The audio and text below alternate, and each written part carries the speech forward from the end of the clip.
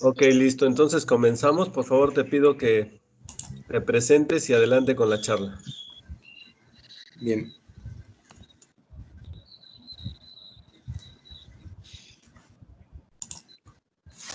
ok. ¿Qué tal? Buenos días. Bueno, pues yo soy César Canul Macario. Ya me conocen, estoy trabajando ya con ustedes en el doctorado, eh, en el laboratorio de ingeniería y procesos costeros de la UNAM. Y bueno, este tema que les traigo es como que un avance de lo que he estado haciendo en la tesis de doctorado. Viene siendo como que los preliminares de los escenarios de cambio climático asociados a interfaz salina. El doctor Pablo Salles, pues es mi director de tesis y está en codirección con el doctor Antonio Hernández Espriu, que él está en la Ciudad de México. Y bueno, Roger Pacheco pues ha estado colaborando con nosotros desde hace como 2, 3 años. Y precisamente ha estado muy involucrado en este trabajo de tesis. Bien. Eh, inicio, ¿verdad? Sí, adelante, por favor. Ok. Bien, pues básicamente lo que les quería presentar el día de hoy es como que un resumen de todo lo que se ha estado haciendo para llegar a estos escenarios. Básicamente, pues los antecedentes, que algunos ya seguramente ya han visto que les presente, las mutaciones, la metodología que seguimos para tratar de ajustar estos escenarios. Y básicamente este tema 5, que son como que las relaciones empíricas entre los procesamientos hidrológicos y el comportamiento del acuífero, que es algo que nos sirvió bastante para reforzar el modelo numérico, del cual obviamente parten estos escenarios. Bien. La zona de estudio, el problemita que teníamos allá. Básicamente nos enfocamos a estudiar la costa, porque precisamente es uno de los propósitos de laboratorio, ¿no? O sea, es un tema estudiado acá. Y básicamente nos enfocamos en la zona cercana aquí, a Junuma, al noroeste de la costa de Yucatán, muy cercano a Mérida. Básicamente nos interesa esta zona de estudio porque pues ya vimos que está desarrollándose esa zona en particular. Lo que vemos en pantalla es un proyecto de desarrollo de parque industrial para el gobierno del estado. Esto está muy fuerte y pues obviamente su proyecto base o clúster es ¿cómo se llama?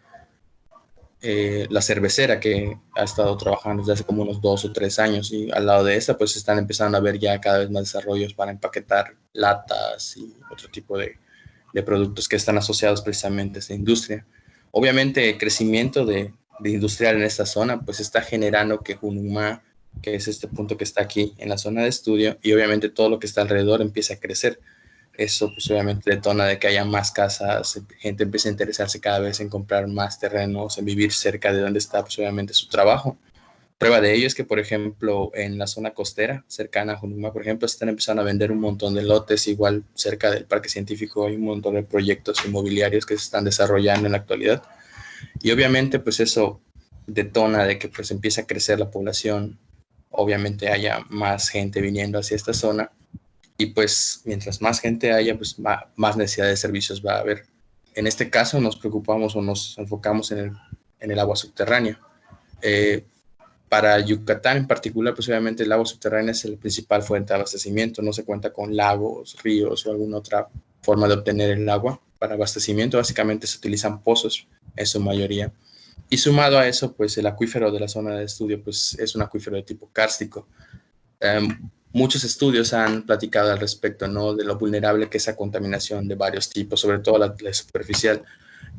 Aquí les englobo algunos ejemplos, como son las granjas porcícolas. No hay drenaje sanitario, eso es al menos en las poblaciones fuera de Mérida, pues no existe este drenaje urbano o los tiraderos al aire libre, que son algunas fotos que les muestro aquí, ¿no? Por ejemplo, es la manera en la cual se trata los residuos sólidos en la zona de estudio. Esta foto de acá es una laguna, una charca de agua residual de porcina de una zona que se llama Quinchil, muy cercana aquí a la zona de estudio. Esto salió en prensa y pues básicamente, como les decía, ¿no? La población se abastece de agua subterránea. Sin embargo, a pesar de que hay todos estos problemas, nosotros nos enfocamos única y exclusivamente en el problema de la intrusión salina. Y sumado a eso, pues obviamente en esta ocasión vamos a platicar acerca de los efectos que podría tener, por ejemplo, el cambio climático, específicamente el aumento del nivel medio del mar. Bien, otra cosa importante es que, por ejemplo, en las regulaciones asociadas a esta problemática son algunos instrumentos. Aquí puse una lista de los más importantes o los que están vigentes ahorita en Yucatán. Y pues básicamente, en teoría, por ejemplo, la Conagua debería estar retroalimentando esos instrumentos para hacerlos cada vez más fuertes y que tengan más fortaleza para poder regular la problemática del agua subterránea en Yucatán.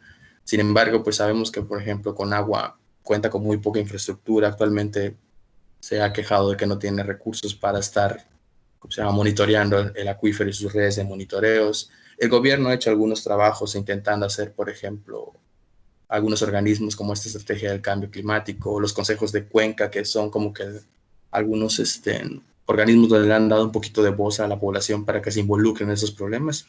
Y bueno, como ejemplo yo pongo aquí en este caso al laboratorio, que es donde estamos nosotros, y el efecto de la academia, la investigación, no, estos deberían estar también metiendo elementos técnicos para pues fortalecer estas regulaciones, ¿no? Si no existiera en este caso esta retroalimentación, pues lo que va a pasar es que estos se van a quedar así como están actualmente y obviamente no van a estar evolucionando conforme evolucionan los problemas en la costa.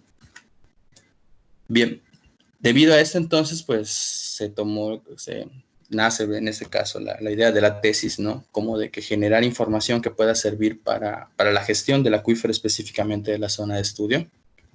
Y en este caso, pues obviamente incluir los efectos del cambio climático, tratar de averiguar como que qué pasaría, ¿no? El objetivo precisamente de esta presentación en particular es como que describir un poco de qué va a pasar con la zona de agua salada y con la agua dulce en la zona de estudio cuando se presenten en escenarios de cambio climático. En este caso estamos probando los escenarios globales propuestos por el IPCC. Más adelante les daré un poquito más de detalle. La metodología, bueno, es la metodología de toda la tesis. Básicamente, pues lo que se hizo fue hacer como que una caracterización tanto con literatura como con trabajo de campo y con esto construir un modelo conceptual para hacer un modelo numérico.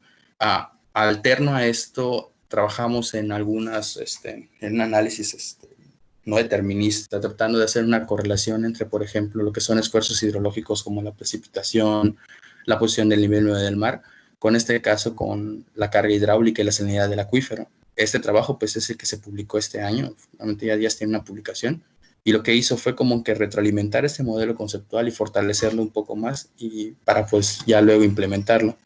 Luego este modelo se implementó en SeaWatt y se calibró con cargas hidráulicas, la presión de interfaz salina y la salinidad que se estuvieron midiendo durante la etapa de campo.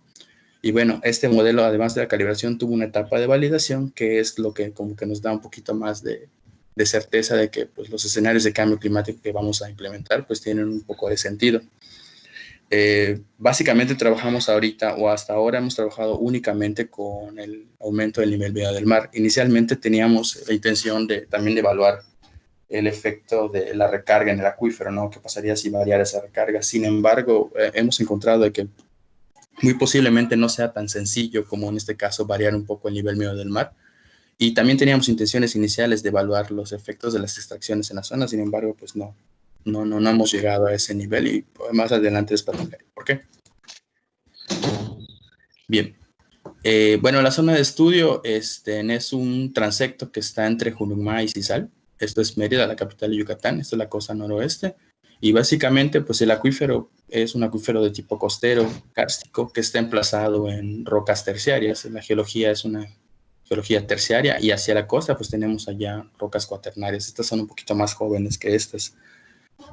Básicamente pusimos como que de trabajo estudiar lo que viene siendo la salinidad del acuífero. Lo que ven en pantalla es una variación mensual, en este caso, de la salinidad del acuífero, y lo que nos explica es que hay agua dulce hacia la costa, flotando encima de agua salada, y estos pues están interaccionando todo el tiempo, conformando una zona que nosotros llamamos interfaz salina. En este caso viene siendo la zona de mezcla. Otra cosa interesante que descubrimos en la zona es que en la parte de arriba hay unos sedimentos que son muy poco permeables, básicamente confinan al acuífero. Y prueba de ello es que, por ejemplo, en los meses donde existe precipitación, básicamente en este pedacito de capa, como que la salinidad del agua subterránea disminuye y luego otra vez regresa hacia su salinidad original ya en los meses de secas. Entonces, básicamente nos explica que esta capa que está ahí arriba está como que atrapando el agua el agua de la recarga vertical por la precipitación y se está quedando como que no está afectando directamente al acuífero regional. Bien, este es como que este es el corte estratigráfico de la zona de estudio y básicamente lo que les platicaba, en la parte de arriba tenemos estas arenas que son muy finas, están mezcladas con algunos sedimentos muy, muy finos y básicamente son los que atrapan el agua de la precipitación. El acuífero, en cambio, está emplazado en estas tres últimas capas que tenemos aquí, que son básicamente calizas con cierto grado de calcificación. Las que tienen más huecos, o sea, están más calcificadas, pues son esta amarilla y esta azul que está aquí, mientras que las que están aquí abajo son como que una mezcla de corales, conchas, y básicamente también tiene muy buena permeabilidad. Hacia la costa, pues tenemos, por ejemplo, sedimentos lacustres, que son los que conforman la zona de inundación, donde están los manglares, que podemos ver en la carretera cuando estamos llegando a Cizal, y también son impermeables. Mientras que donde está, por ejemplo, la unidad, en este caso tenemos la duna de arena, y debajo de ella un pedazo de caliza muy, muy dura, que es también impermeable. Entonces, básicamente estos que están aquí conforman como que una capa de confinamiento para el acuífero, es decir, este acuífero está como que limitado por estas capas que son poco permeables. Bien, este es el trabajo de las relaciones empíricas. Básicamente, lo que hicimos fue como que hacer un análisis de señales. Tomamos las señales de presión, salinidad en el acuífero y pues pusimos de que en este caso la señal cruda era una sumatoria de varios efectos que estaban en esa señal. Entonces lo que hicimos fue separar esos pequeños conjuntos de esfuerzos, ¿no? En este caso los separamos en mareas astronómicas, mareas meteorológicas y el efecto, por ejemplo, de la precipitación, tanto en la salinidad como en la carga hidráulica. Y estamos conscientes de que, por ejemplo, también partiendo de que ese efecto o un esfuerzo hidrológico que puede ser, por ejemplo, un incremento en el nivel medio del mar o, por ejemplo, una precipitación, están generando un esfuerzo, una respuesta en el acuífero, tanto en la salinidad como en la carga hidráulica, pero con un tiempo de desfase. Entonces, utilizando esta teoría, pues básicamente lo que hicimos fue precisamente separar los distintos efectos que tienen estos esfuerzos en la carga hidráulica y en la salinidad del acuífero. Para eso también nosotros medimos un tanto de precipitación, tomamos información de Mérida, aquí en la torre de flujo en P9 y en Cizal. Y además de eso, calculamos el gradiente de presiones que existe, por ejemplo, entre cada uno de estos pozos y la posición del nivel del mar. Eso nos da, ese gradiente de presiones básicamente es como una medición indirecta de la descarga del acuífero hacia la costa. Entonces, pues pudimos ver la variación estacional, en este caso, de la descarga del acuífero. Los resultados importantes es que descubrimos que, por ejemplo, la posición del nivel del mar es un esfuerzo que está muy correlacionado con la posición, en este caso, de la carga hidráulica del acuífero y de la salinidad. En este caso, por así decirlo, lo dividimos en esfuerzos astronómicos y meteorológicos asociados, obviamente, a la marea astronómica y meteorológica. Y lo que vimos son un buen grado de correlación, por ejemplo, hasta más o menos 11, 14 kilómetros de la línea de costa. Incluso en la zona de Junucmá encontramos una correlación con la marea astronómica a 22 kilómetros, pero bueno, obviamente el grado de variación era muy pequeño, ¿no? Y estaba muy cercano a lo que mide el sensor. Entonces decidimos como que tal vez no involucrarlo tanto en el fenómeno, porque pues, teníamos un tanto de incertidumbre por la precisión del sensor. Sin embargo, lo que vemos acá, por ejemplo, esta pendiente que está aquí es el porcentaje de esfuerzo que se está transmitiendo hacia la costa, hacia el continente, obviamente con un tiempo de retraso. Entonces, lo que vemos que, por ejemplo, se transmite de al 80, incluso al 26% ¿cómo se llama? Del porcentaje de marea astronómica hacia el acuífero. En el caso de la marea meteorológica tenemos también esa transmisión, ¿no? Como la separamos, pues obviamente los efectos meteorológicos en la marea también tienen una correlación hacia el acuífero. Sin embargo, descubrimos que estos dos se transmiten de manera distinta. La pendiente de decaimiento del porcentaje de marea que se transmite de forma astronómica es totalmente distinto al de la marea meteorológica, y esto pues, lo pusimos en el paper y lo discutimos bastante ahí. En el caso de la salinidad, solamente encontramos una correlación en este caso, con las variaciones diurnas asociadas a la marea astronómica. Cuando nosotros cruzamos la información de la marea meteorológica, con este caso, con la salinidad resultante de separar los esfuerzos astronómicos en la salinidad, encontramos unas correlaciones realmente muy bajas o casi insignificantes. En este caso es interesante porque trabajos anteriores realizados, por ejemplo, en Quintana Roo, incluso en Yucatán, en la zona del anillo de cenotes, habían reportado que sí existía una correlación de esta marea meteorológica hacia la salinidad del acuífero, y en este caso nosotros encontramos algo totalmente distinto. Y ya luego, finalizando, pues empezamos a evaluar en este caso el efecto de la precipitación. Cruzamos la información de la precipitación con la carga hidráulica y con la salinidad, y lo que encontramos son coeficientes de correlación relativamente moderados, mucho menores a los que veíamos, por ejemplo, en la carga hidráulica asociada a la marea. En el caso de la salinidad, ahí sí no encontramos una correlación significante. Los valores de Pearson que utilizamos como marcador eran muy, muy bajos. Y esto pues nos ayudó como que a empezar a esclarecer un poco más el modelo conceptual.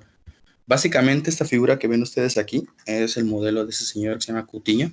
Él expone que, por ejemplo, en zonas karstificadas, sobre todo donde existen cenotes, lo que tienes en un cenote es básicamente como que un sistema con una columna de agua libre.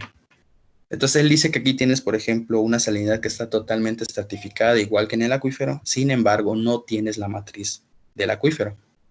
Entonces, cuando ocurre una precipitación, en este caso el cenote funciona como una especie de sumidero, y pues por así decirlo llega toda la precipitación, todo el escurrimiento hacia el cenote, y ocurre una mezcla turbulenta debido a que no hay matriz, esto está totalmente libre. Esto él lo explicó con su modelo conceptual, hizo un modelo numérico incluso de este fenómeno. Entonces lo que tenemos en la zona de estudio es algo distinto, porque tenemos esta capa confinante, a diferencia de un cenote a superficie libre. Y por otro lado, el grado de calcificación aparentemente es mucho menor al que tenemos, por ejemplo, en Quintana Roo, donde pueden hacer espeleobuceo. En este caso, pues aquí no se tienen, por así decirlo, grutas tan grandes como para poder hacer ese tipo de... Por lo tanto, pues obviamente el fenómeno es totalmente distinto. Bien. Después de eso, habíamos construido un modelo numérico. Básicamente, lo que hicimos fue un modelo de 2D, en simulación en perfil, en dirección hacia la costa y en vertical. Esto es como que una implementación que se utiliza para zonas costeras, se llama problema dispersivo anisotrópico de Henry. Y básicamente lo que hicimos fue alimentarlo con la información que estuvimos obteniendo durante la etapa de campo. En la zona de costa lo que hicimos fue poner una frontera de carga constante, en que esta iba variando en el tiempo, de acuerdo, por ejemplo, a la posición de la marea. Utilizamos en este caso los datos del mareógrafo. Y en la parte continental pusimos una frontera de gasto constante que se iba calculando con el gradiente hidráulico entre la frontera y un pozo que tenemos aquí, y una conductividad hidráulica que permitía que entre agua hacia la zona de estudio. En el caso de la salinidad, pues nosotros supusimos que el mar tiene una concentración constante de 35 gramos litro. En teoría, pues el mar no debe variar esa concentración. Y pusimos una concentración de agua dulce solamente en el espesor de agua dulce en la zona continental. Y pues se le dio una interfaz abrupta entre agua dulce y agua salada con las concentraciones que ven en pantalla, y dejamos que el modelo pues simule en este caso la zona de interfaz salina. Algo nuevo que hicimos a lo que habíamos presentado anteriormente es, por ejemplo, esto. Como vieron anteriormente, teníamos dudas entre el modelo conceptual. Las relaciones empíricas vinieron como que a esclarecer qué tipos de esfuerzos deberíamos incluir o podíamos en algún momento trabajar más que otros en el modelo numérico. Sin embargo, el problema son las capas, ¿no? Inicialmente nosotros hicimos un modelo homogéneo, donde pues, el acuífero regional era solamente de una capa, con un tipo de conductividad, con un tipo de almacenamiento. Pero la caracterización nos mostró, por ejemplo, que podríamos tener un modelo conceptual que sugiere heterogeneidad en el sentido horizontal. Por ejemplo, las rocas cuaternarias pues tienen menos calcificación que en este caso la zona terciaria.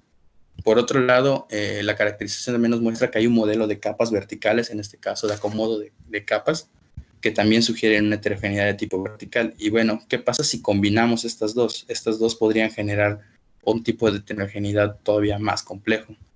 Entonces lo que hicimos fue proponer estos 4 modelos conceptuales y tratar de analizarlos. ¿Cómo lo hicimos? Pues simplemente lo que hicimos fue utilizar un modelo de optimización que es el PEST, precisamente para que autocalibre los parámetros que tenemos aquí Y luego estuvimos evaluando, por ejemplo, en este caso la precisión. ¿Cuál de estos modelos reproduce mejor el fenómeno? Para eso utilizamos el error medio, perdón, la raíz del error medio, el coeficiente de correlación de Pearson y el coeficiente de eficiencia de Nash-Sutcliffe. Pero además de eso, conforme nosotros íbamos complicando el problema, pues obviamente iban apareciendo más parámetros. Es decir, los modelos más complejos pues iban a tener todavía más capas o más grado ¿cómo se llama? Mayor cantidad de parámetros a ajustar. Entonces, para eso incluimos además el coeficiente de información de Akaike y el coeficiente de información de Bayes. Básicamente, lo que están haciendo estos dos es, además de evaluar la precisión del modelo, también están evaluando como que el número de parámetros que estamos incluyendo, qué tan complejo es nuestro modelo. Y estos dos sirven como que para tratar de tener un modelo que no necesariamente utilicen un grado de complejidad muy grande, porque obviamente son más difíciles de explicar y son pues menos reales en este caso, ¿no? Es más fácil tener un modelo de mediana complejidad que se puede explicar mejor con los datos de campo que tienes. Entonces nos fuimos por las dos vías, además de evaluar la precisión, pues ver qué tan importante es el número de parámetros y la complejidad que estamos incluyendo en el modelo. Entonces básicamente el objetivo de este ejercicio fue como que cuál es el mejor modelo conceptual para poder predecir la interfase salina. Lo que hicimos inicialmente, les habíamos mostrado que lo habíamos calibrado.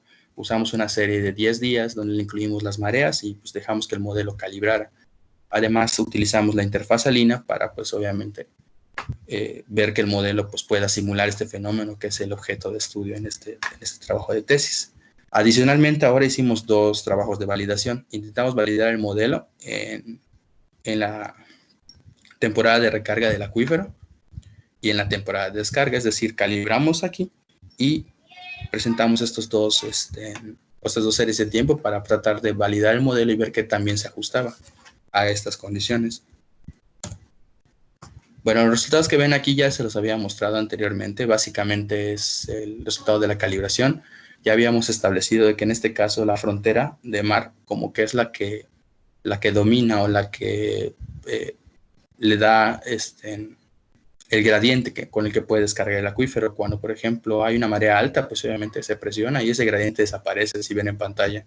Sin embargo, cuando se relaja, pues ya se forma un gradiente de descarga. Por lo tanto, la descarga del acuífero está asociada directamente a esta frontera o a este esfuerzo del mar. Se logró simular la interfaz salina y bueno, los resultados del ajuste los vemos en pantalla. Se evaluaron los 4 modelos, desde el más sencillo, que es el homogéneo, hasta el más complejo, que es el M4. Y en este caso, pues el modelo más complejo es el que está dando como que mejores resultados en la calibración. Se observa, por ejemplo, que tiene los menores errores, los mejores coeficientes de calibración y los valores más bajos, en este caso, del valor de información de Akaike y del bayesiano.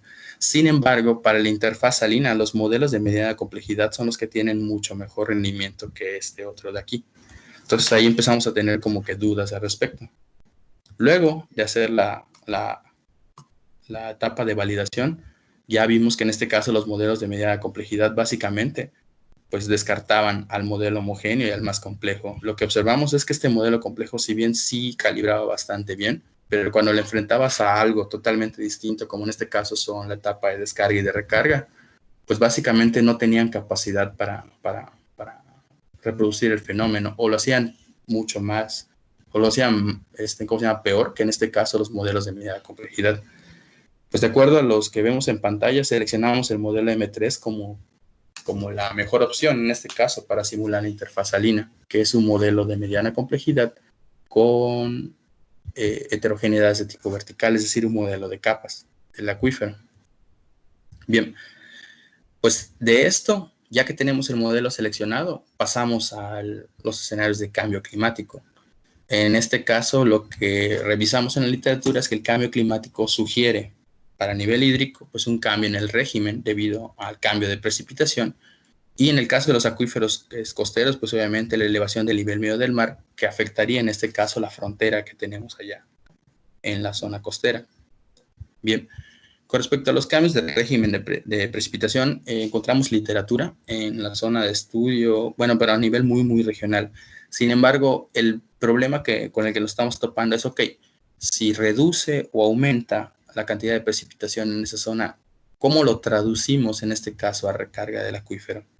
En este caso, como que este paso de aquí de precipitación a recarga nos podría presentar un problema y básicamente no, como que no es tan sencillo explicarlo, ¿no?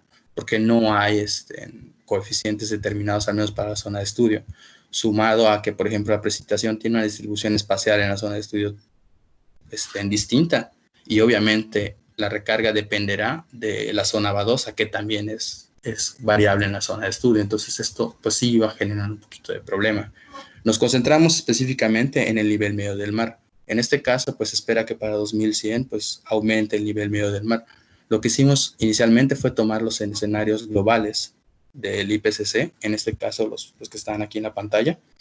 Estos escenarios son datos del CEMIR 5 y básicamente presentan los 4 escenarios que han estado presentando por el IPCC.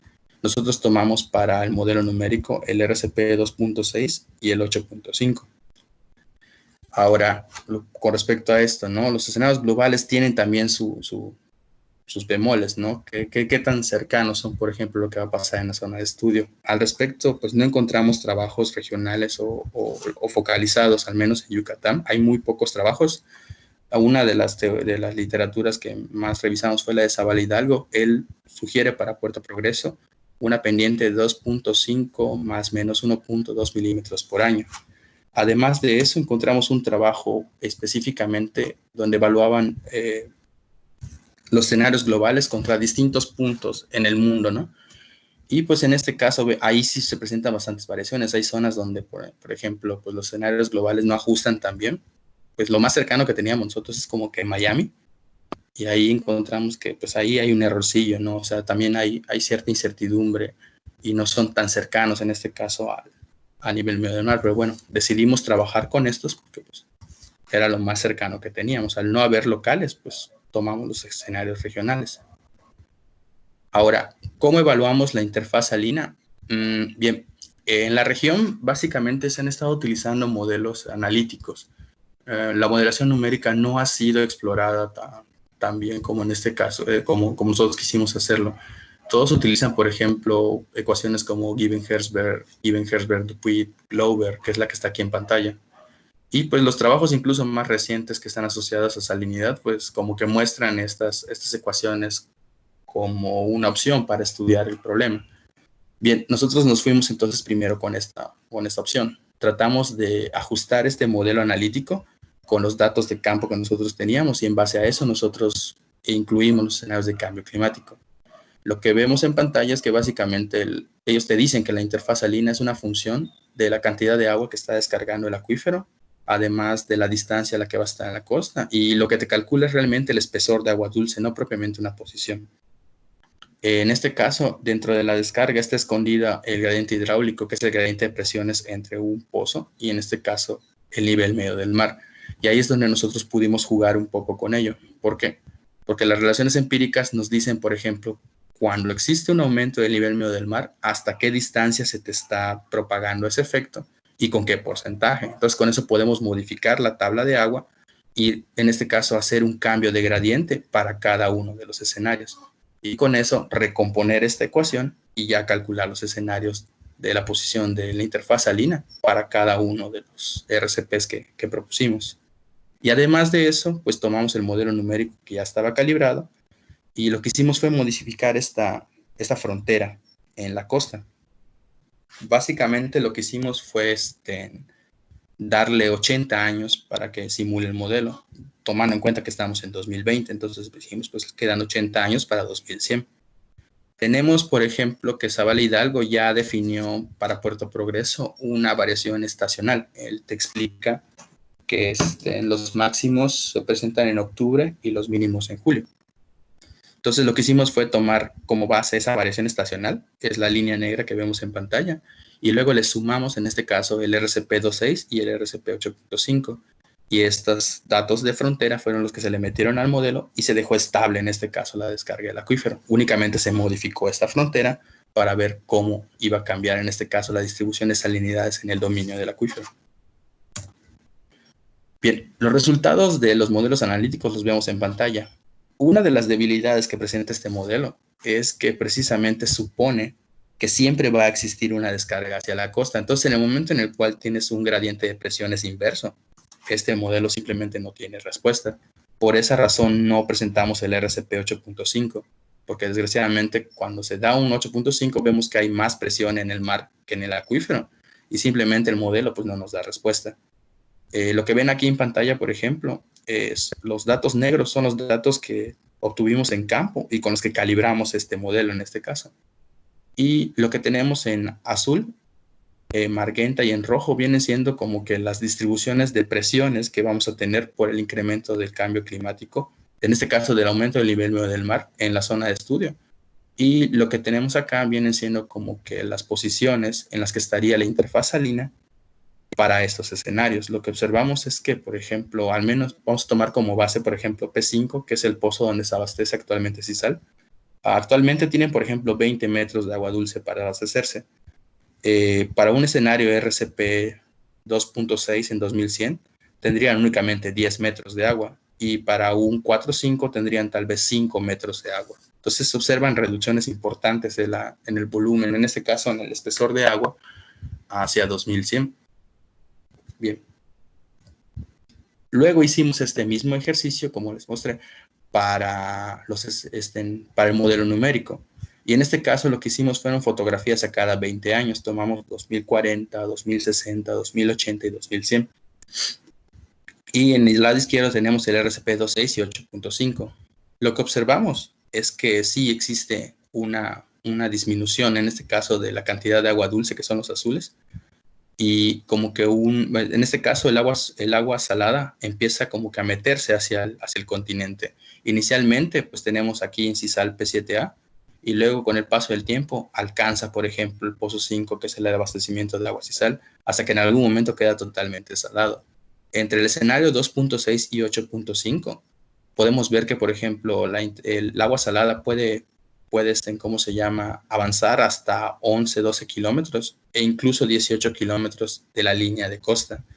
Esto implica que, por ejemplo, en el futuro, básicamente, mucho de la zona costera va a estar inundada, bueno, va a estar con agua salada, cuando inicialmente tenía agua dulce, y ambos escenarios presentan eso.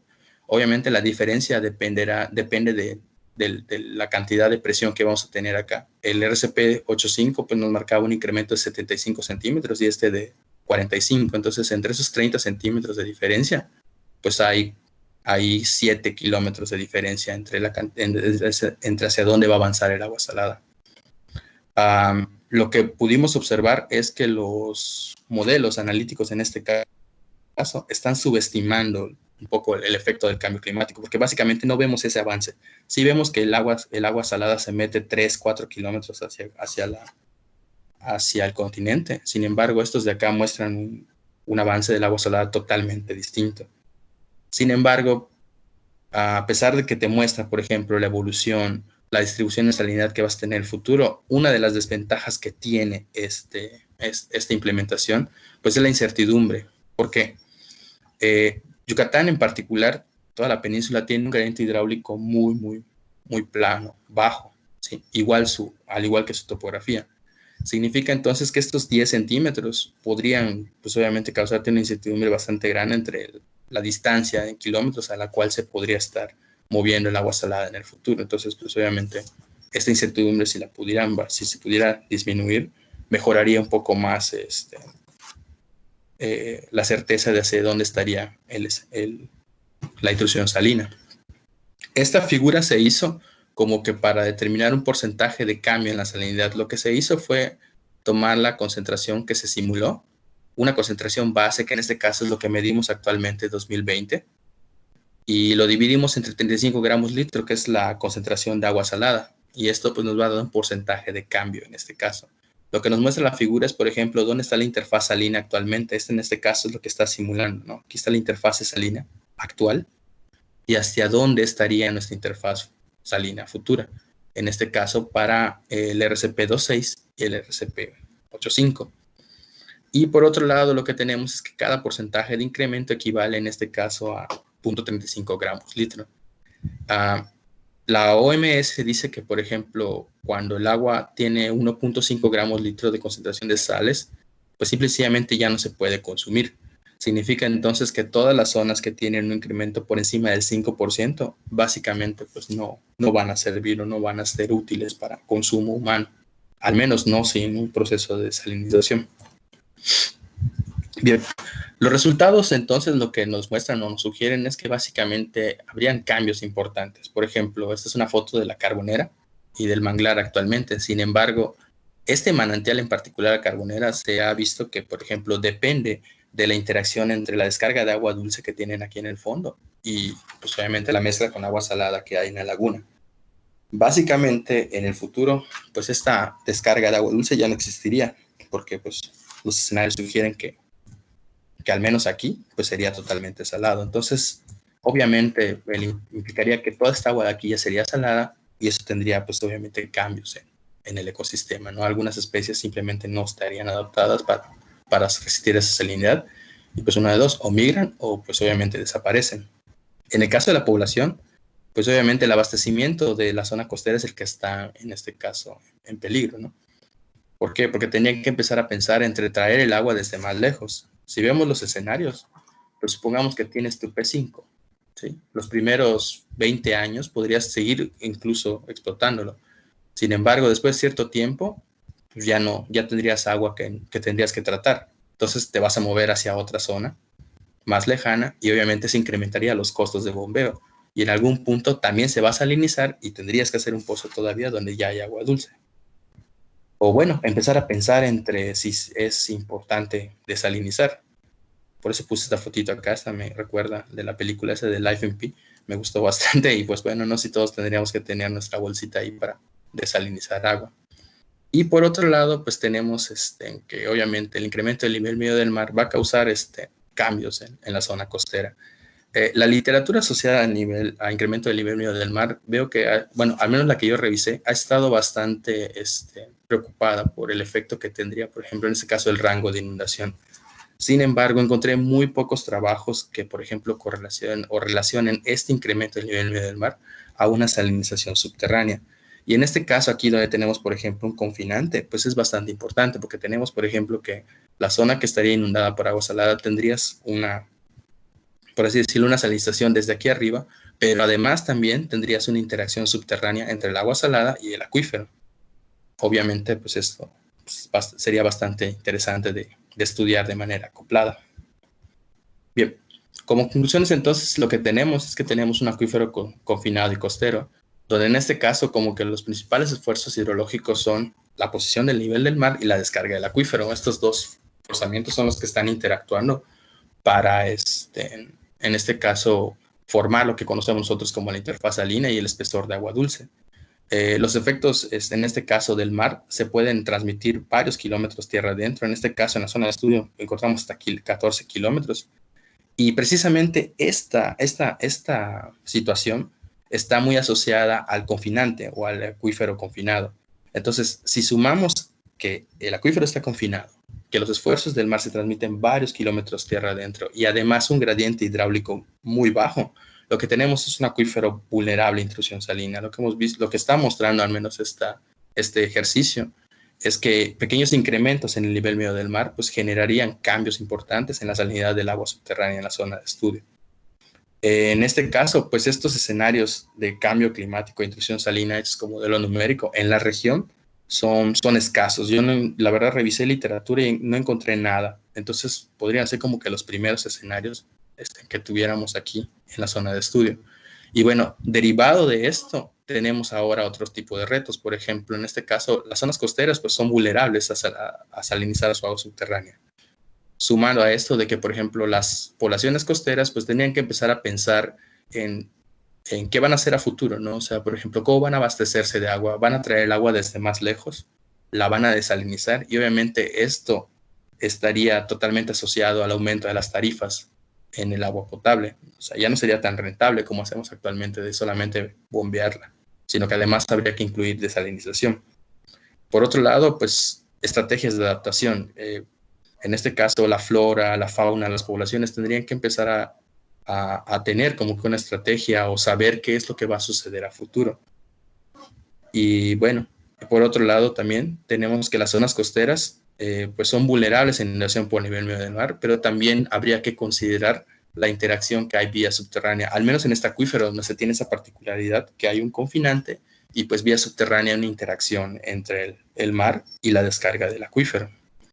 Bien, pues para futuro, pues obviamente tenemos dejamos ahí varios cabos que quisiéramos seguir trabajando. Por ejemplo, están los periodos extendidos de sequía. En este caso, tratar de explicar cómo las disminuciones o los aumentos en la precipitación se transmiten en recarga del acuífero. Y esto, obviamente, asociarlo a cambio climático. Luego, por ejemplo, no hemos tocado el tema de huracanes, no hemos hecho ningún ensayo con huracanes.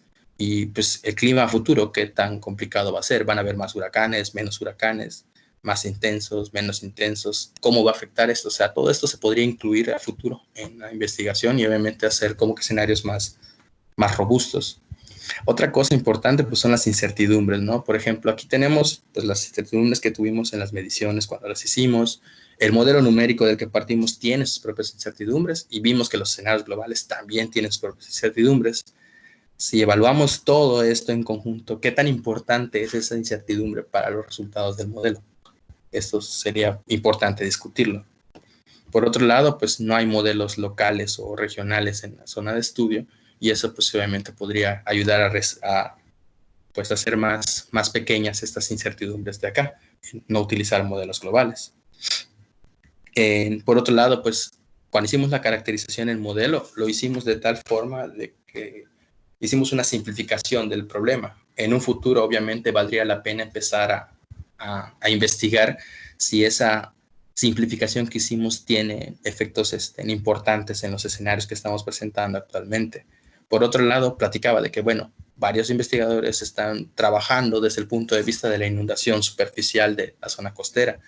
Y pues nosotros estamos trabajando con el agua subterránea. ¿Qué tan importante sería, por ejemplo, acoplar esos dos efectos en un futuro y tratar de evaluar esos dos efectos de manera conjunta y no separada como se está haciendo actualmente?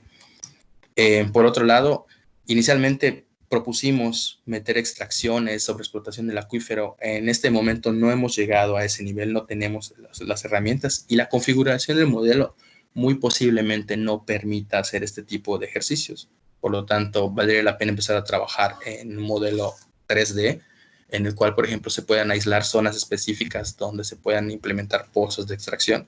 Creo que Roger está trabajando en eso. Yo creo que esta línea también es bastante importante porque pues, obviamente estamos trabajando con cambio climático únicamente y este que está aquí también está creciendo a la par con el cambio climático y no lo hemos evaluado. Finalmente, pues, por ejemplo, de toda esta información que se generó, pues tratar de integrarlo a las afectaciones socioeconómicas, ¿no? Que básicamente se traduzca en que, ok, si mi agua se saliniza hasta este grado, ¿cómo va a afectar, por ejemplo, al bolsillo del poblador de Sisal? ¿Cómo va a afectar, por ejemplo, a los tomadores de decisiones? No sé si van a tener que destinar más dinero a las zonas costeras o el presupuesto que se tenía para bombear aguas potable hacia Sisal va a ser distinto. Hay numerosas literaturas donde, por ejemplo, te muestran de que si empiezas a consumir agua con cierto grado de salinidad, te vuelves más propenso a cierto tipo de enfermedades. Por otro lado, utilizar agua salobre, no para consumo humano, pero sí, por ejemplo, para lavar la ropa, para las tuberías de la casa. Eso también incrementa el costo de operación de la casa. Las tuberías en este caso dejan de servir en menos tiempo. Entonces todo esto no nos ha tocado y bueno, sería un trabajo importante, ¿no? Tratar de convertir todo esto que es muy técnico a algo un poco más aterrizado hacia la población. Y bien, pues bueno, de mi parte creo que es todo. Espero no haberles aburrido con esta presentación un poquito enredada. Y bueno, estas son todas las instituciones que están involucradas en este proyecto que han estado apoyando y bueno, particularmente ya modifiqué la foto, ya la actualicé, pero como siempre agradezco mucho a mis compañeros y en este caso el laboratorio, la verdad es que me han echado la mano, siempre que toco una puerta, pues siempre ha habido alguien allá para contestarme alguna duda. Y bueno, de mi parte es todo y muchas gracias. Gracias, César. Tenemos una pregunta de Ruth, por favor, Ruth, adelante. Sí, hola César, muy interesante tu presentación. Yo tengo dos preguntas, una muy corta y una que tal vez requiera un poco más de explicación, pero las mediciones de precipitación, ¿de dónde salieron? Sí, las tomamos de la torre de flujo. Ahí hay una estación, ahí hay un, ¿cómo se llama? Hay un equipo que está midiendo precipitación. La de Mérida la tomamos de la Rúa y la de Cisal las tuvimos, inicialmente había una estación que estaba en, ¿cómo se llama este lugar? W Underground, algo así. Pero luego ya empezamos a utilizar la información de la Rúa, como que la intentamos ya compactar. Bueno, hasta donde no cubría la Rúa, ya empezamos a tomar esa que estaba en W Underground. Okay. Y con eso completamos los datos. Ok, la otra pregunta es, un poco viendo tu última lámina de trabajo a futuro y viendo que en realidad, no sé si por falta de datos o de datos, como que a la precipitación no le hicieron mucho caso. Uno de los efectos antropogénicos en realidad que también habría que analizar es la urbanización, ¿no? Porque si se urbaniza, pues se pone pues asfalto que es altamente impermeable e hidrofóbico, y entonces pues menos captación, menos infiltración hay y menos recarga para el acuífero. ¿Hay alguna manera que el modelo pueda ver eso? Porque yo, por ejemplo, ahorita que dijiste de la sequía, yo tengo datos hasta el 2010 nada más, y en realidad si tú ves la cantidad, la precipitación total anual no está disminuyendo. Lo que está cambiando es la forma en que está cayendo esta lluvia. En lugar de caer en lluvias ligeras, ahora está habiendo un mayor aporte por lluvias extremas, y entonces pues, no le das tiempo al suelo de aprovecharla e infiltrarla, más bien se está evaporando en superficie, ¿no? Y si a eso la unamos el hecho de que estamos deforestando y a cambio de la deforestación estamos urbanizando, ¿hay manera de considerar con tus modelos este efecto de urbanización? Es lo que platicaba inicialmente. Desgraciadamente, el modelo, así como está configurado ahorita, únicamente entiende la cantidad de agua que entra aquí y el mar. Entonces, cuando nosotros dijimos, bueno, vamos a ver cómo funciona la precipitación y convertirlo a un coeficiente de recarga, pues nos topamos con el problema de que la precipitación, vimos las precipitaciones de esas 3 estaciones climatológicas y sí varían bastante, hay mucha variación. Y me imagino que si le meto más estaciones climatológicas voy a tener todavía más variabilidad. La verdad no he hecho el experimento. Y por otro lado, luego eso, ¿cuánto de eso realmente está llegando al acuífero? Esa es otra pregunta que casi estoy seguro de que se podría convertir en un tema de tesis por sí sola. Entonces, si además quisiéramos meter el efecto de la urbanización y disminuciones de recarga, básicamente tendríamos que estudiar la precipitación, ver cómo la urbanización disminuye la recarga y luego eso sumárselo o tratar de traducirlo a esta frontera. Entonces, sí se podría, pero tendríamos que hacer un trabajo primero de explicar cómo la urbanización reduce la recarga en el acuífero y cómo, pues, asociado a lo que usted me estaba comentando, pues ahí podría haber menos indicios de recarga hacia el acuífero. Entonces, sí sería un trabajo, o sea, habría que procesar toda esa información para que el modelo pudiera entender ese efecto. Porque desgraciadamente él solo va a entender de esto, de cuánto está descargándose hacia el mar, así como está configurado actualmente. Creo que también podría explorarse que el modelo pudiera recibir cierta cantidad de recarga basado en lo que pudimos medir, pero pues obviamente eso ya implicaría más trabajo en el modelo. Habría que reconfigurarlo, volver a correrlo, volver a validarlo. Entonces, sí se podría, pero yo creo que detrás de todo eso hay como que un preproceso bastante fuerte para poder explicarle a esta implementación cómo está reduciendo. Gracias. Tenemos una pregunta de Jorge Solís Tamayo. Adelante, Jorge. Hola, buenos días a todos, son tardes ya. Hola César, está muy interesante tu tema de investigación. Yo quería haber salido una duda, ¿no? La semana pasada hubo igual un seminario ahí en el IMTA, el Instituto Mexicano de Tecnología del Agua, y lo vino, pues hablaba sobre temas de que como que rescataban pozos de suelos salinos a través de un sistema de desalinización, ¿no? Con paneles solares, ¿no? Entonces, al final de tu presentación estabas mencionando el tema de o sea, pues con el escenario de que, pues, trágico, de que la parte salina, esto de, llega a base, ¿cuántos? 18 o 20 kilómetros, ¿no? Entonces, Sí, el escenario del INTA viene enfocado un poco a agricultura, ¿no? Pero viendo este gradiente de intrusión salina, mi pregunta va un poquito a lo que mencionas al final de que pues, el tema de que la población cómo podría obtener agua.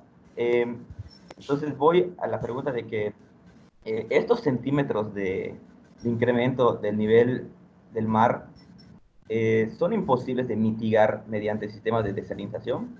O sea, no sé si me explico, ¿no? uy, O sea, o se pues, podría mitigar de alguna manera, ¿no? O el incremento de 10 centímetros, o sea, es demasiado el volumen de agua que no se puede detener de ninguna manera. No sé si me explico. ok, sí, mira, veamos. Al menos para los escenarios, esos 10 centímetros de los que estaba platicando aquí, y yo me refería al incremento del nivel medio del mar. Sí, Y es el correcto, problema es sí. que eso ya es global. Estamos hablando de que en todos los océanos, bueno, en todos Sí, los sí, sí. océanos se está presentando. Entonces, el acuífero tiene una descarga, pero créeme, independientemente de que sea mucha en Yucatán, es mucho menor comparado con Claro. el gradiente de presión que te puede ejercer el nivel medio del mar. Yo creo No, que eso que me comentas podría ser una opción para poder utilizar el agua subterránea en zonas saladas, en zonas ya salinizadas, como podría ser en un futuro, en este caso, en las poblaciones costeras. sí, o sea, tal vez no Pero desde que mitigue ese mitigación. gradiente, yo la verdad lo dudo mucho, no creo que suceda. Claro, sí, sí, sí, el volumen del agua del mar es, o sea, es Sí, impresionante. pues por eso, precisamente nosotros por eso estamos conceptualizándolo como si fuera una frontera, ¿no? En teoría, por más agua que le saquemos, no la vamos a modificar. Claro, sí, sí, Entonces, sí, es una gotita que sí, le quieres partiendo quitar. de eso, creo que no. Pero lo que tú comentas podría ser una opción precisamente para poder abastecer de agua a estas pequeñas poblaciones. Sí, el tema enfocado Obviamente a ahí entran un agricultura. montón de temas donde, por ejemplo, los expertos en desalinización nos pueden decir que es mejor si, por ejemplo, una planta de tratamiento municipal o que cada poblador pudiera tener su plantita de tratamiento propia en su casa. O sea, no, la verdad desconozco de eso. Tengo algunas nociones de algunos procesos de desalinización, pero así a nivel nociones, no te podría explicar realmente de qué manera podrían No, resolver el problema. sí, yo igual creo que no se puede detener, ¿no? Pero como una medida de mitigación, porque no vas a mover a toda la población, ¿no? Bueno, eso va a involucrar otros problemas, ¿no? Sí, lo que tú dices es cierto, hay un tema muy importante, hay un tema de discusión bastante fuerte ahí, ¿no? O sea, toda esa gente que vive ahí, que ha vivido todos los años para ahí, que de repente les diga, sabes que ya no hay agua, muévete, no sé si sea una solución, la verdad, te digo, o sea, precisamente por eso lo dejé aquí como temas a futuro, ¿no? Como de que, ok, Sí, sí, ¿qué sí, va a pasar, no? O sea, esto de aquí hay que abordarlo en algún momento, ¿no? No claro. sé cuándo ni cómo, pero pues sí, estaría interesante lo que tú comentas, ¿no? Empezar a No, pensarle que sí. No, está cómo muy padre tu contestarle a tema. una persona. Sí, claro, eso tienes razón. Gracias. Tenemos una pregunta de Alec Torres. Adelante, Alec. Hola César, gracias por tu presentación. Dos preguntas muy puntuales. La primera, no sé si me lo perdí porque me pude conectar un poquito, ya habías empezado. La plática es cómo determinaste el nivel medio del mar y luego cómo cada una de las mediciones de los pozos la referenciaste a ese nivel medio del mar, digo, con el objetivo de obtener ese gradiente de presión. Esa es una. Y la otra es, ¿qué tanto esperas en que varíe parcialmente a lo largo de la costa de Yucatán el modelo implementado? Digo, el modelo, pues, estás utilizando el transecto que llega a Cizal, pero por ejemplo, si lo trataras de aplicar tal y como está en, no sé, en Silán de Bravo o en Celestún, ¿qué tanta ¿qué tanto esperas que varíe un poco considerando que en estas zonas las descargas, hasta donde entiendo, son más intensas? Gracias. Bien. Ok. Con respecto a la primera pregunta, ¿cómo determiné la posición del nivel en cada uno de los pozos? Lo que hicimos fue partir de la estación, en este caso del banco de nivel que se tiene aquí en el IPC. Precisamente tomamos como referencia ese banco y se fue llevando con una estación, con nivelación satelital. Algunas se hicieron con postproceso y otras con el RTK. Entonces, básicamente, pues entendí que mientras más alejado esté de la estación en la que salíamos, pues el error iba incrementando. Según los reportes que me entregaron, el error podría ser de hasta más o menos 3 centímetros en la vertical, entendí. Con respecto a los niveles medios del mar, pues lo que hice fue tomar ¿cómo se llama? Los datos del mareógrafo, y a esos pues los fui modificando, les fui metiendo información y les saqué como que una media, pero básicamente también referenciada al banco a nivel que está ya en el mareógrafo. Por eso pues ese gradiente de presiones que tiene ya pues puede tener esos errorcitos que mencionaba al final. Con respecto a la frontera, no sé si contesta esto a la pregunta, pero lo que hice fue precisamente tomar el nivel medio que presenta en este caso Zavala, la variación estacional, y lo que hice fue interpolar los datos para darle, por así decirlo, un punto cada día, y luego eso pues lo transformé a 365 días, y lo que hice fue pues simplemente ¿cómo se llama? Repetirlo, ¿no? Copiaba esta serie de tiempo y le iba copiando, y así se hizo para cada año, que es la línea negra que está aquí. Y luego le sumé los escenarios, en este caso las pendientes que te muestra el cambio climático que obtuve en este caso de los escenarios globales que están aquí, que son estos. En este caso tomé los medios, no consideré los dos rangos de incertidumbre, que bueno, me imagino que también sería importante como que evaluar esos rangos de incertidumbre. Ahora, con respecto a qué tanto se parecería este modelo a otra parte de la costa de Yucatán, hay algo muy importante aquí.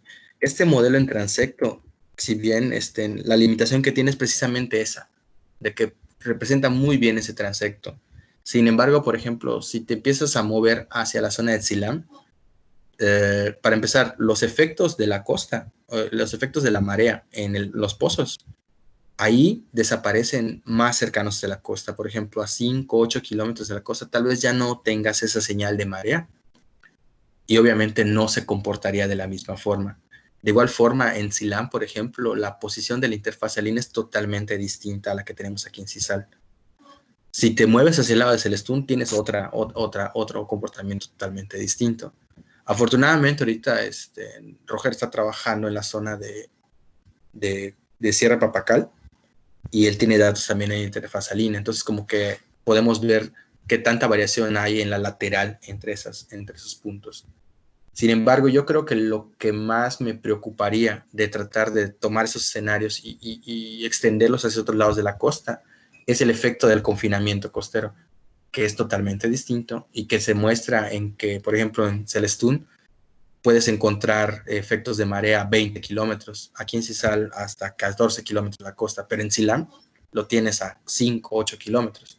Entonces, esa variación en espacial del confinamiento yo creo que es un efecto importante y nos daría de que los escenarios que estamos mostrando aquí serían totalmente distintos a los de otra parte de la costa yucateca, al menos asociados hacia el confinamiento costero, que es el que transmite precisamente esos esfuerzos del mar hacia el acuífero.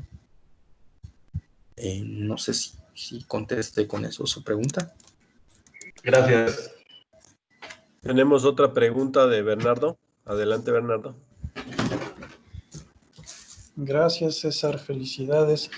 Te quería preguntar, bueno, más bien te quería pedir si nos decías un par de frases respecto al modelo numérico. ¿Es abierto? ¿Es ley de Darcy? ¿Lo puedes modificar para agregarle otros efectos como el de la recarga? Sí, claro. Este modelo es el CIWAT. Básicamente, en sí es una simplificación del problema. Utilizas la ecuación de Darcy, incluye, además de eso, densidad variable. Te calcula la densidad en cada punto del modelo para modificar, en este caso, la carga hidráulica, que viene siendo como que la que rige el movimiento, las presiones. Hace una simplificación. Por ejemplo, donde hay agua salada, él agarra y dice, bueno, pues si la densidad con la concentración de sales es esta, la voy a convertir en una columna equivalente de agua dulce. Inicialmente hicimos el modelo con una versión que no es libre, que se llama Visual Mode Flow.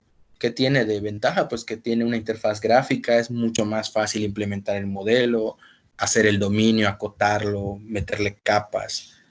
Sin embargo, para los escenarios de cambio climático, afortunadamente ya mudamos el modelo a una interfaz que se llama FlowPy, que corre en Python. Y básicamente el modelo SeaWatt como tal, es gratuito. Está libre. No, es de la USGS y no requiere de licencia ni nada parecido. Obviamente, pues en FlowPy hay que modificarlo un poco, hay que trabajar un poco más en el modelo, pues para obtener los resultados. Yo, le voy a ser sincero, no soy experto, o sea, estoy como que también ahí picándole, aprendiéndole a trabajar con el FlowPy, pero la ventaja es que, por ejemplo, con la interfaz gráfica puedes hacer muy bien el modelo, como por ejemplo esto que vemos acá, las definiciones de capas, ponerle la topografía, y luego te lo puedes llevar a SeaWatt ya libre y correrlo en Python y no vas a tener ningún problema. Ahora, precisamente, ahorita que toco ese tema, si lo quieres acoplar a otra cosa, estuvimos en algún momento investigando acerca de cómo acoplarlos, y aparentemente hay una técnica que llaman BMI, en la cual se podría acoplar este modelo a otro tipo de modelos, como por ejemplo de flujo superficial, que no necesariamente tienen que ser SeaWatt, ¿no? Nada más que la restricción creo que es de que lo que tienes como, lo que esto resuelve, le sirve como input al otro modelo y se van hablando uno con otro. La verdad, no soy experto en eso, pero entiendo que por ahí va. Y bueno, no sé qué más le podría platicar del modelo. Bueno, es un modelo relativamente viejito. En la actualidad, por ejemplo, el USGS, creo que este modelo ya lo está integrando a otras interfaces. Por ejemplo, SeaWatt trabaja nada más con diferencias finitas y con mallas así regulares. Pero, por ejemplo, las nuevas versiones de ModFlow, donde ya van a incluir el SeaWatt, creo que ya incluyen otro tipo de mallados para hacer todavía más complejo el problema. Sin embargo, pues la versión que nosotros utilizamos fue la más sencilla en este caso, más viejita. No sé si tiene alguna otra duda o pregunta. No, muchas gracias. Hola, sí me gustaría agregar a lo que dijo César del ModFlow. En sí, ModFlow sí es cierto que es un software bastante antiguo, desde el 98 se publicó, 88 se publicó su primera versión, la última se publicó el año pasado, si recuerdo bien, pero sí, o sea, para modelar aguas subterráneas, pues tiene todas las capacidades de integrar precipitación y bueno, y de lo que uno se le ocurra con respecto para aguas subterráneas, ¿no? Lo único que no se le ha agregado hasta ahora es el modelado de karst, que ese es un módulo aparte. ModFlow es de código abierto, cualquiera lo puede modificar y le comparte su código a la USGS. Tienen un repositorio donde se descargan los diferentes módulos. Entonces, lo que hicieron en la versión 6, que es la última que se publicó, se integraron varios de estos módulos y, digamos, para hacerlo todavía más potente. Sin embargo, karst todavía no se incluye, pero en sí, digamos, SeaWatt está basado en ModFlow y se acopla con un software que se llama MT3D, que es para simular transporte de contaminantes. De hecho, el SeaWatt tiene la capacidad de simular casi cualquier contaminante que uno se le antoje, y lo que hace es simular la sal como un contaminante. Pero sí tiene todas las capacidades para simular y hacer modelos bastante complejos de aguas subterráneas. Y ya, eso es lo que quería agregar. Yo quisiera comentar algo también, no sé si ahora, José, o después, con relación a la pregunta de Alex y la respuesta de César. Adelante. Sí, hemos visto, no solo con este proyecto y con algunos datos y los que se están recabando en la línea de Sierra Papacal a Chuburná,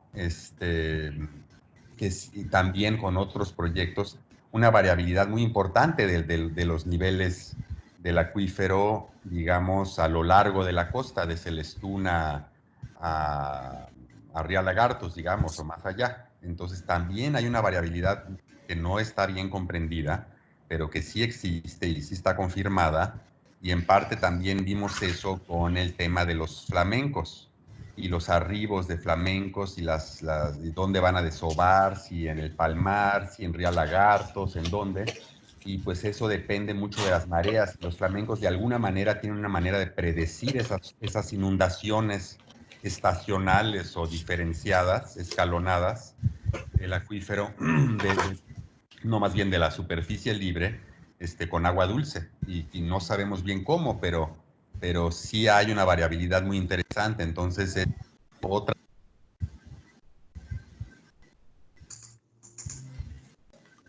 Parece que perdimos la conexión de Paulo, perdón. Paulo. Sí. Perdimos la comunicación, pero creo que ya regresaste. Adelante. Bueno.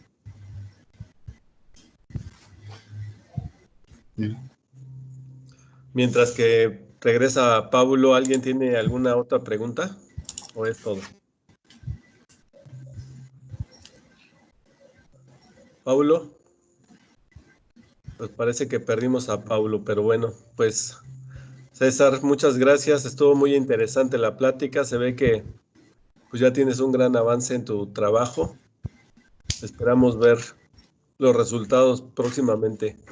Muchas gracias a todos por su participación, y sus comprobantes de participación se los haremos llegar por correo. Muchas gracias. Nos vemos el próximo lunes. Hasta luego. Muchas gracias. Gracias. Gracias.